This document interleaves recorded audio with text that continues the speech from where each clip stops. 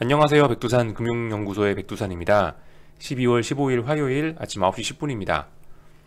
어젯밤에 어젯밤 불호에서 바이든이 사실상 미국 대통령이 됐다라고 보는 게 맞지 않겠나 싶습니다. 대선에서 선거인단을 뽑았고 그 선거인단이 어젯밤에 투표를 해서 바이든이 승리를 했다니까 바이든이 사실상 대통령이 아니냐라고 사실상 대통령이라고 봐도 괜찮지 않나라는 생각을 하고 있습니다. 아무튼간 그 트럼프는 여전히 받아들이지는 않고 있는데 현실적으로 봤을 때 바이든이 대통령이 될 가능성이 갈수록 높아지고 있죠. 아무튼 어젯밤으로 인해서 어쨌든 바이든이 대통령이 됐다 땅땅땅 뭐 약간 판정 도장 찍는 뭐 그런 이벤트가 어젯밤 이벤트였지 않나라고 보고 있습니다. 아무튼 불확실성은 또 하나가 사라진 꼴이 된 거고요. 트럼프는 갈수록 일단 뭐 공지에 몰리고 있는 이런 모습으로 보입니다. 저는 아무튼 누구도 지지하지 않아요. 누가 대통령이 되든 간에 저는 별 신경 안 씁니다. 아무튼 어젯밤에는 보시면은 또 뭐 코로나 어쩌고저쩌고 하면서 또 혼조세 마감이라고 하는데요. 코로나 이야기가 시장에 다시 핵심으로 떠오르긴 했나 봐요. 코로나 이야기 나오면 나스닥 오르고 S&P 떨어지잖아요. 그죠? 나스닥이 오르고 S&P 떨어졌다. 이거 혼조 마감한 게 맞다. 이렇게 보실 수가 있겠습니다. 어젯밤에 그래서 좀 간단하게 좀 내용들을 좀 살펴보면 finviz.com 들어가서 보시면은 나스닥이 계속 박스권으로 제 자리 지키고 갭상승했던 자리 그대로 지켜줬고 S&P하고 나스닥은 S&P하고 다우는 좀 무너졌죠. 어제는 그러니까 당연히 FANG가 강했겠구나 라고 생각할 수가 있겠습니다. 아무튼 이런 모습들이 나오고 있고 당연히 하락 종목이 더 많았겠죠. S&P 500이 하락했으니까 하락 종목이 4,300개 이 정도 모습이 나오고 있습니다. 그래서 좀 구체적인 모양을 보자면요, 그 선물 기준으로 보겠습니다. S&P, 나스닥. S&P는 말씀드린 기준들은 일단 다 붕괴시켰죠. 그러니까 어젯밤에 갭상승 출발, 어제 아침에 미국 S&P하고 나스닥이 둘 다 갭상승 출발을 하긴 했는데 약간 좀 그죠? 왜 갭상승할까? 결국 죽으려고 그러는 게 아닌가 싶었는데 결국 아무튼 죽어 내려왔습니다. 결과적으로 미국 나스닥은요 지금 어떤 모습이 S&P는 어떤 모습이냐면 여기서 4거래일 동안 저항 확인했죠. 여기서 어딘가를 못 넘네 라고 하면서 4거래일 동안 저항 확인하고, 그리고 어젯밤에도 보시다시피 오늘 심지어 지난 3거래일간은 여기도 못 넘네 라는 점이 확인이 된 겁니다. 어디를 붕괴시키면 되겠네 라고 했는데 일단 65가 중요한 자리였는데 65는 일단 붕괴시켰으니까 일단 65는 붕괴시켰으니까 방향은 아래쪽으로 보는 게 맞긴 맞다라고 생각은 합니다만은 어쨌든 조금 더 어떤 변동성이 쏟아지려면은 여기 12월 11일 날 나왔던 이날 저가 정도는 붕괴시켜 준다면은 더욱더 강하게 빠질 수가 있겠죠. 그러니까 본격적인 변동성은 하락하면서 본격적인 변동성이 나오려면은 이 자리 12월 11일 날 저가, 결국 이 자리가 어디냐, 12월 1일 날 시가거든요. 12월 월봉에 스타트했던 12월 시가입니다. 그 자리가 붕괴돼야 이제 뭐가 변동성이 생기면서 하락할 수 있다가 되겠습니다. 그죠? 그러니까 그 전까지는, 지금까지는 보시면 미국은 결과적으로 12월 내내 위에서 계속 저항만 확인하고 있다. 이게 지금 S&P가 하는 일입니다. 그래서 아무튼 좀 변동성은 어디가 무너져야지 되는데 12월 1일 날 그죠? 12월 1일 요날 자리, 그러니까 결과적으로 무너지려면은 3630은 종가상으로 붕괴가 돼야 이제 어떤 변동성이 터지고 좀 무슨 일이 크게 날 수 있다 이렇게 생각할 수가 있겠습니다. 반면에 나스닥은 이제 좀 어젯밤에 올랐는데요, 따로따로 대응하시면 되겠죠. S&P는 붕괴시켰으니까 뭐 아래쪽으로 대응하고, 나스닥은 좀 더 기다리고, 아직까지 강하니까 좀 기다리고, 뭐 이런 모습, 뭐 이런 식으로 좀 따로따로 대응하시면 될 것 같습니다. 어젯밤에 제가 말씀드린 게 요즘에 계속 제가 말씀드리고 있는 게 변동성 지수의 상승에는 베팅할 만하다라고 말씀드렸죠. 변동성 지수는 실제로 잘 순항하고 있습니다. 시장 변동성 지수는 24, 어젯밤에 6%또 올라가지고 결과적으로 이쯤 됐으면 다시 박스권으로 가겠다라는 것이 아니냐라고 보는 게 맞긴 할 것 같습니다. 이까지 진행이 됐으면요. 이런 식으로 박스권이라고 말씀드렸죠. 대략적으로 보시다시피 일단 다시 하단부에서 어떤 지지력을 보이고 올라오고 있기 때문에 또 다시 박스권 상단까지는 가능할 것 같아 보입니다. 그죠? 지금까지 일단 그런 모습들이 잘 나오고 있습니다. 어젯밤에도 그런 거예요. 그러니까 이 변동성 지수라는 친구가 참 재밌는 게 어젯밤에도 그게 좀 다시 한번 증명이 됐는데 보면은 개파락 하면은 양봉 나오고 갭 뭐 하여튼 주로 이런 모습들이 좀 많이 나온다. 어젯밤에도 개파락 하니까 뭐 양봉 나온다. 그죠? 이런 모습들. 중요한 자리에선 갭 하락하면은 양봉 나오고, 뭐 중요한 자리에서 갭 상승하면은 갭 상승하면 뭐 이렇게 아래쪽으로 빠진다. 그죠? 갭 상승하면 아래쪽으로 빠진다. 이런 모습들이 어쨌든 어젯밤에도 좀 보였던 것 같다. 아무튼 변동성 지수에 대한 베팅은 유효하다. 그죠? UVXY 잘 나가고 있죠. 네. 하시는 분들은 이제 그거는 할 수 있는 거고요. S&P 지수에 대한 직접적인 하락 베팅도 이제 어젯밤부로 일단 다시 65가 붕괴됐으니까 뭔가 해볼 수는 있겠다. 그죠? 현물 지수는 조금 아직 강한 모습이 보이긴 하는데, 아무튼 뭐 일단 선물 기준으로 보고 있으니까 가능은 할 것 같습니다. 나스닥은 뭐다? 기다려야 된다. 그죠? 나스닥은 어제 많이 올랐다 밀리긴 했는데, 아무튼 이걸 보고 뭘 하기는 좀 뭐하다.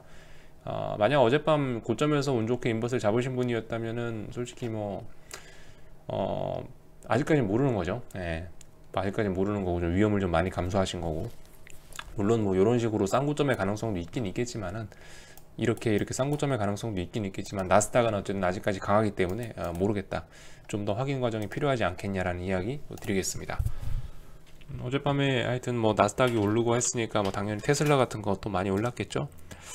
아무튼 기대를 하고 있습니다. 테슬라 공매도를 그걸 해봐야 되나 싶어서 여전히 계속 고민하고 알아보고 있습니다.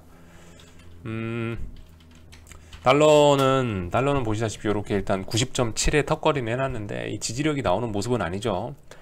그러니까 이게 어젯밤에 제가 영상 녹화할 때 거의 달러 인덱스가 요 자리에 있었잖아요. 거의 장대 음봉으로 거의 전저점 부근에 있었는데, 보시다시피 제가 녹화하는 시간이 항상 미국장 그 시작하기 직전 자리잖아요. 어젯밤에는 결과적으로 S&P가 하락하면서 이게 뭐 달러가 상승하면서 S&P가 빠졌다, 뭐 S&P가 빠지면서 달러가 뭐 올랐다, 뭐 똑같은 얘기인데, 아무튼 이런 식으로 아래 꼬리를 좀 달아주긴 달아줬습니다. 약하긴 하지만 뭔가 어떤 지지력이 나올랑말랑 하고 있긴 한데요. 아무튼 아직 지지력을 이야기하기는 좀 너무 약합니다. 그죠? 아무튼 이러다 살아날 수도 있긴 한데 아직까지는 뭐라 할 때가 아니다. 그죠? 아직까지는 좀 가만히 있어 보자라는 이야기 드리겠습니다. 아무튼 지금 뭔가 할 수 있는 건 변동성 지수가 상승하고 있네, 그거에 대한 베팅 하나는 가능하다. 그죠? 계속 그 얘기만 드리고 있습니다. 지금 뭐 할 수 있는 게 없다라는 말씀 드렸고요.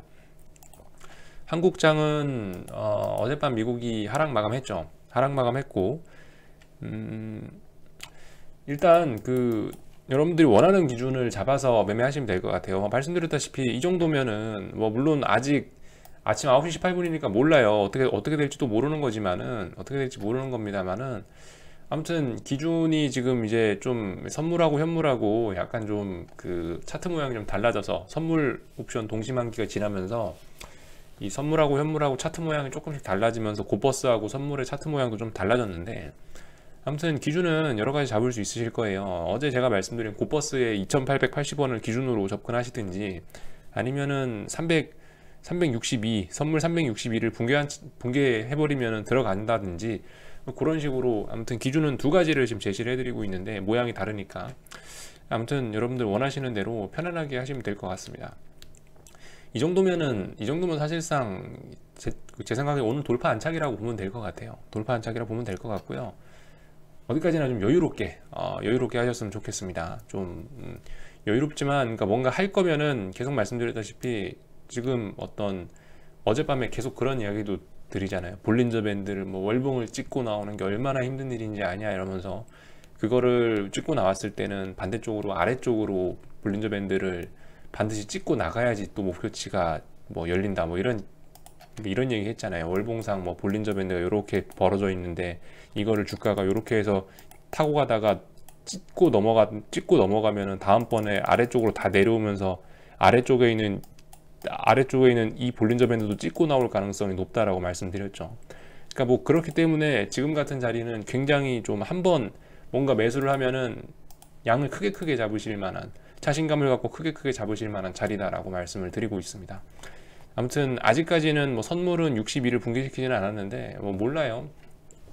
아무튼 뭐 고버스는 근데 특정 기준을 넘어서기도 했으니까, 어쨌든 해보실 분들은 좀 한번 해보시고요.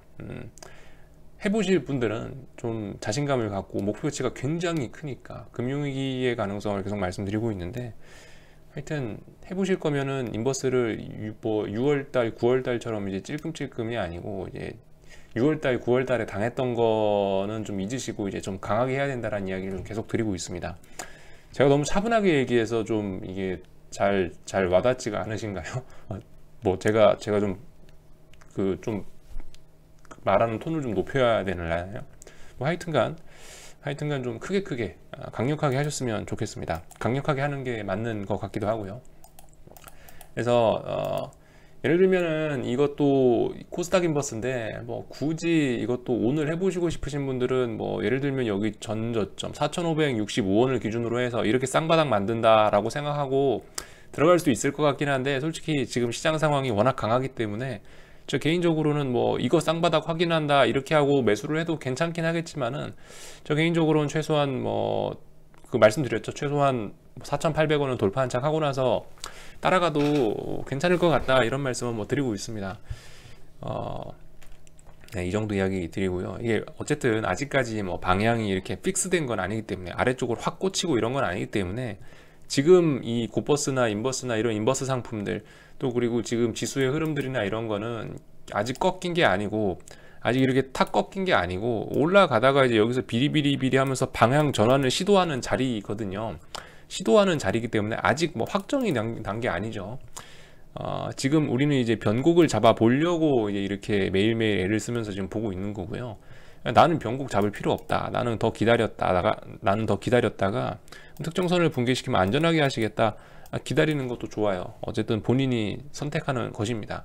지금 뭐 변곡을 잡겠다라고 이제 저처럼 이제 생각을 하시는 분들은 여기서 이제 이런 자리에서 이제 한 번씩 베팅을 해 보시는 거고, 그게 아니고 난 확인하겠다 하시는 분들은 더 기다리시면 됩니다. 더 놀고 오셔도 아무 문제 없다고 생각합니다.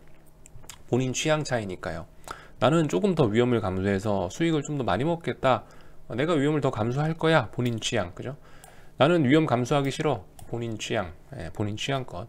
대신에 아무튼 이분들이나 둘 다 드리고 싶으신 말, 둘 다 제가 드리고 싶으신 말은 그 좀 강하게 하자, 좀 강하게 했으면 좋겠다, 쫄지 말고 강하게 했으면 좋겠다라는 이야기 다시 한번 드리겠습니다. 특별히 제가 오늘 더 드릴 말씀은 없고요.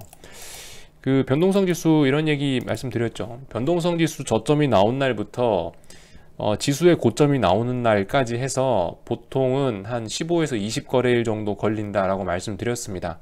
지금 변동성 지수 꼬라지나 이런 걸 봤을 때 지수의 고점이 나왔을 가능성도 있겠다, 그죠? 있겠다. 그리고 하여튼 어젯밤에 말씀드렸지만 이번에 만약에 뭐 어딘가에서 탁 방향이 꺾여 내려온다면은 어딘가에서 방향이 꺾여서 어디를 붕괴시키면서 내려오게 된다면은 가벼운 조정이 아니고 좀 심각하게 아래쪽으로 갈 수도 있다. 왜냐? 11월 달에 무슨 짓을 했냐, 12월 달에 무슨 짓을 했냐를 생각을 해보면 되돌림도 상당히 강력할 수밖에 없다. 제가 항상 이런 말씀 드렸죠. 여기 6월 달이나 8월 달에 슈팅했던 것들 보면 어떤 슈팅을 줬던 자리까지 보통 그 근처까지 되돌린다라고 말씀드렸죠. 결과적으로 6월 달 슈팅이 뭐 조금 엄밀히 따지면 여기서부터 이렇게 시작한 거고, 9월달 슈팅은 대충 여기 갭상승부터 이렇게 시작했다고 보시면은 이번에 하락했을 때 되돌렸을 때 거의 그 자리, 거의 이 폭등이 시작했던 그 자리까지 내려오지 않습니까? 대략적으로 여기죠. 대략적으로 그 자리까지 내려온다고요. 근데 이번에는 어디서 시작했냐? 이번에 여기서 시작했잖아요. 여기서 이렇게 올랐죠.